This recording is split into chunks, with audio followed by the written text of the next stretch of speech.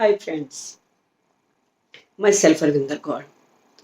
आज की स्टोरी है तो एक छोटी बच्ची की, लेकिन वो बड़ों के लिए भी बहुत बड़ी सीख है।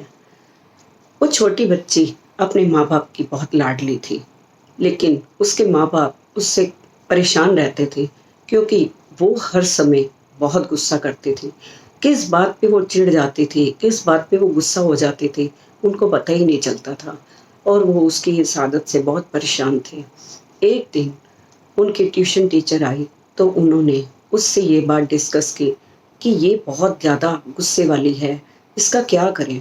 तो उसने बोला कि आप परेशान ना हो, मैं देखती हूँ, मैं कोशिश करती हूँ। अब ट्यूशन टीचर को पता था कि वो उसकी हर बात मानती है और उसकी बहुत रिस्पेक्ट करती है। तो उसने उस बच्चे को बोला कि आज हम पढ़ाई नहीं करेंगे, आज हम एक गेम खेलेंगे। तो उसने बोला ठीक है, वो बहुत खुश हो गई। अब ट्यूशन टीचर ने उसको बोला कि आज सारा दिन तुम एक काम करना, जब भी तुम गुस्सा तुम्हें आए तो तुम इस दीवार पर ये कील है, एक कील ठोक देना जब भी गुस्सा आए।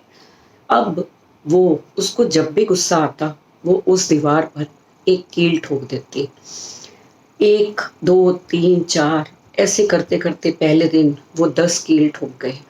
अगले दिन फिर उसने उसको यही बोला। अब अगले दिन जब वो कील ठोकने लगी तो उसको ऐसा लगता था कि कितना चल के जाना पड़ता है मेरे को कील उठाने के लिए, फिर वो करने के लिए कील ठोकती हूँ, तो क्यों ना मैं गुस्सा कम करूँ। तो उसके बाद अगले दिन उसने 8 कील ठोके, धीरे धीरे वो 7 हुए। करते करते एक दिन ऐसा आया कि उसने एक कील भी नहीं मार ठोका और उसने खुशी खुशी अपने टीचर से कहा कि मैम, आज मेरे को बिल्कुल गुस्सा नहीं आया और मैंने दीवार पर कोई कील नहीं ठोका। अब मैम ने कहा चलो ये तो बहुत अच्छी बात है, अब एक काम करो, जितने भी कील तुमने लगाए हैं धीरे धीरे वो सारे कील निकाल दो। अब उसने जब कील निकालने शुरू किए तो धीरे धीरे सारे कील उसने निकाल दिए और फिर वो मैम के पास आई। मैम से पूछने लगी मैम अब ठीक है। तो उसने बोला हाँ अब ठीक है। अब ये जो दीवार थी अब तुम्हें कैसी लग रही है। तो उसने बोला कि कील तो मैंने सारे निकाल दिए हैं। तो उसने बोला ध्यान से देखो। अब उसने कहा हाँ पहले दीवार बिल्कुल साफ थी, अब जो है कील निकालने के बाद भी उस पर कीलों के निशान हैं, उस पर सुराख हैं जो अभी रह गए हैं। तो उसने उसको समझाया कि ये जो सुराख हैं ये तुम्हारे गुस्से की वजह से, जो तुम्हारे माँ बाप हर्ट होते हैं या अगर तुम किसी को बुरा भला कहते हो तो वो जब हर्ट होते हैं तो ये सुराख उनके मन पर, उनके दिल पर चुभ जाते हैं। वो तुम्हारी माफ़ी मांगने या तुम्हारे किसी भी तरह से हाथ पैर जोड़ने से वो नहीं ठीक हो पाते, क्योंकि जब ये चीज़ें दिल पे लगती हैं तो ये उनको सॉल्व करना फिर बाद में बहुत मुश्किल हो जाता है।